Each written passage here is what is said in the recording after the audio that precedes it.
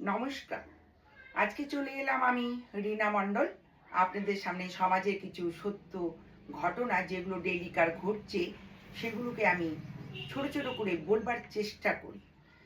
সেই কথাগুলো যেগুলো আমি বলবার চেষ্টা করি আমার ব্যক্তিগত নয়, এটা সবার জন্যই। যেটা আমরা সোশ্যাল মিডিয়া এবং টিভির মাধ্যমে দেখতে পারি, শুনতে পারি, সেটাই বলার চেষ্টা করি। কারণ আমরা সোশ্যাল মিডিয়াতে কাজ করি, আমাদের এগুলো বলার একটা প্রচেষ্টা, জাস্ট আর কিছুই নয়। দেখুন, আজকে বলবো এই যে টেস্ট, আমরা যে ব্লাড টেস্ট করি, যেটা ফাস্টিং বা থাইরয়েড, কোলেস্ট্রল, সেগুলো আমাদের সকালবেলায় না খেয়ে করতে হয়। আমাদের জলও খাওয়া যায় না বা পান করা যায় না। আমরা রাত্রে একটা নির্দিষ্ট সময় আপনাকে খেতে হবে। রাত্রি যদি আপনি 10টার সময় খান, পরের দিন আপনি ভোরবেলায় 8টার মধ্যে আপনি ব্লাড টেস্ট করার দরকার আছে। কারণ 8 ঘন্টা না গেলে আমরা যে টেস্টগুলো করি সেগুলোর রিপোর্ট ভালো আসে না। এই জন্য আমরা না খেয়ে রাত্রি 10টার থেকে হয়তো সারা রাত আর সকাল অবধি আমাদের থাকতে হয়। সেখানে জল যদি কেউ খেতে চায় বা খেতে পারেন অল্প করে, আর না খাওয়াটা হয়তো ভালো, কারণ টেস্টটা ভালো আসে। আমি দেখেছি কতগুলো ল্যাবরেটরিতে আপনি যদি আগের দিন বলে আসেন যে আমি কালকে রক্ত টেস্ট করব বা সকাল সকালে যাবেন, কারণ আমি তাড়াতাড়ি খেয়ে নেব রাতে, সকালে যাবেন। কারণ অনেকে আছেন যে যারা সকালবেলায় উঠেই 1 কাপ চা খান। এই জন্য মনে হয় যে কিছু কিছু বয়স্ক মানুষ আছে যারা ভোরবেলায় রক্ত টেস্ট করার জন্য রেডি থাকেন।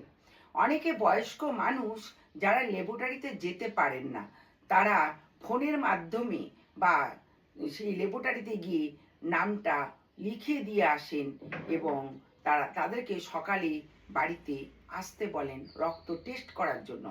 কিন্তু অনেক জায়গায়, অনেক ল্যাবরেটরিতে আমি দেখেছি যে আপনি যদি ফোন করেন, তারা ঠিক মতন ফোনে রিসিভ করে না।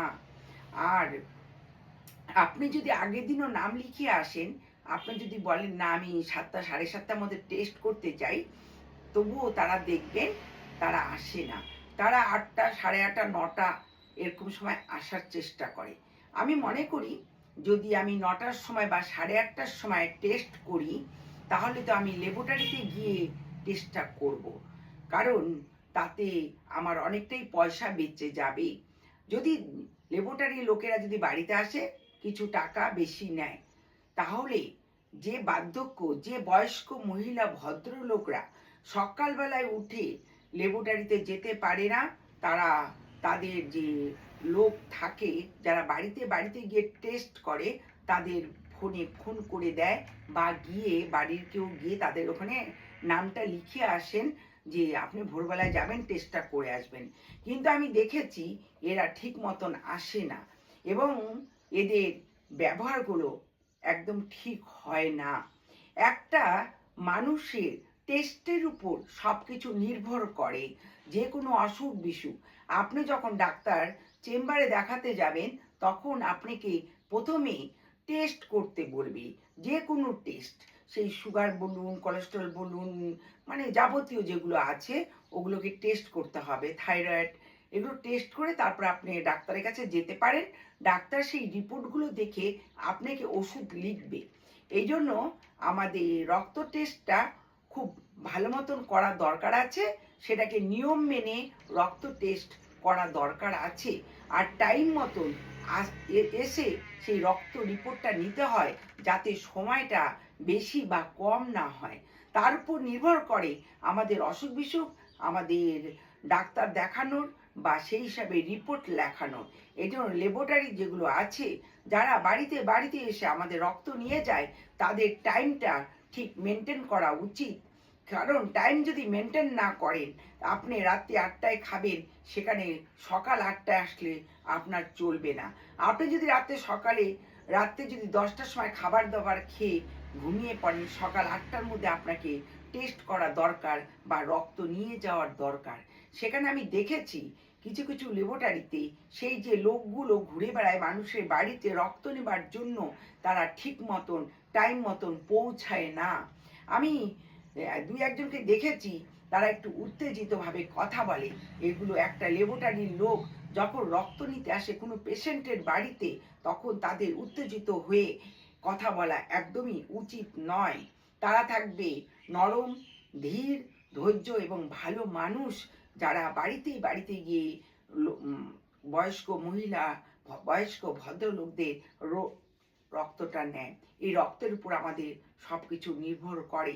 এই জন্য প্রত্যেক ল্যাবরেটরির মালিককে বলবো, আপনারা যদি যেই লোকগুলোকে বাড়িতে রক্তের রিপোর্ট নিতে পাঠান, তাদেরকে ঠিক করে কথা বলতে বলুন, এবং মানে রক্ত যে একটা নেবার যে একটা টাইম থাকে, সেই টাইমের মতন নিতে বলুন।